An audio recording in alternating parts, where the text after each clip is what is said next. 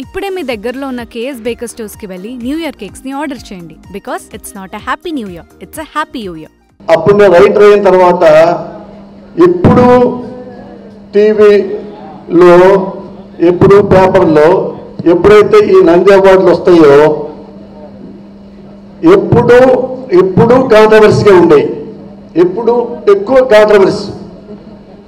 నేను 2 సార్లు 3 సార్లు కామెంట్ చేస్తే నాకేం చేశారంటే, మురళి ప్రతిసారి ప్రెస్ మీట్లో ఇలా బాధపడుతూ విమర్శిస్తూ చేస్తున్నాడు కాబట్టి అతనికి మంచి గిఫ్ట్ ఇద్దామని చెప్పి, ఇక వీడు ఉన్నంతకాలం వీడికి నంది ఇవ్వకూడదు ఒక అండర్లైన్ పెట్టేశారు. అయినా రాలే నాకు. అయినా 100 సినిమాలు రాస్తాను, మీకు తెలుసు.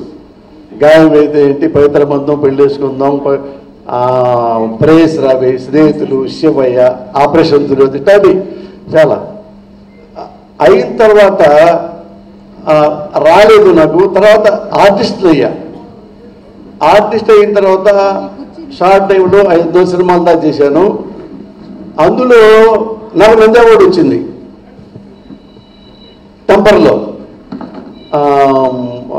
నంది అవార్డు వచ్చింది. పోతే నేను కంగారు పడిపోయా. ఎట్టిచ్చారు నాకు అంటే, నేను అక్కడ ఉన్న జడ్జీలు ఎవరో ఎంక్వైరీ చేసుకున్నా. ఒక జడ్జి ఇంటికి వెళ్ళా.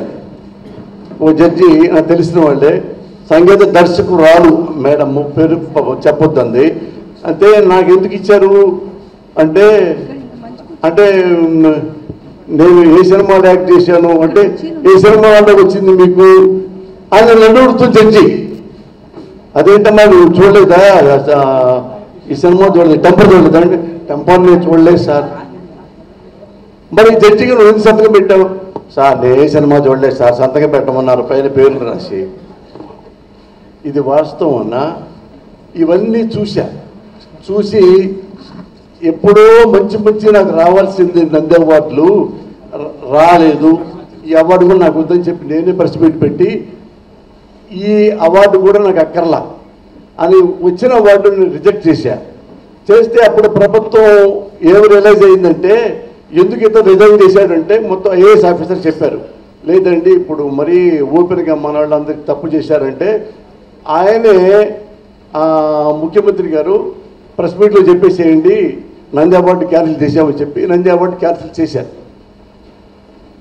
ఇప్పుడు ఈ వైసీపీ ప్రభుత్వం వచ్చిన తర్వాత నన్ను పిలిచి, నువ్వు ఓకే వేరే నీకు ఇంట్రెస్ట్ లేదు కదా, నువ్వు సినిమా వాడివే కదా, నీ సినిమా మీద అవగాహన ఉంది, నువ్వు స్టేజీలో ఆడావు, టీవీల్లో చేస్తావు, సినిమాలో చేస్తావు కాబట్టి నువ్వు ఎఫ్డీసీ చైర్మన్గా ఉండు, ఇవి చేయి మంచివి అని చెప్పారు. చెప్పిన తర్వాత ఏంటంటే కరోనా వచ్చింది. అందుకన్నా కరోనా వచ్చింది కదా, 2.5 ఏళ్ళు ప్రజల కోసమే టైం కేటాయించింది ప్రభుత్వం.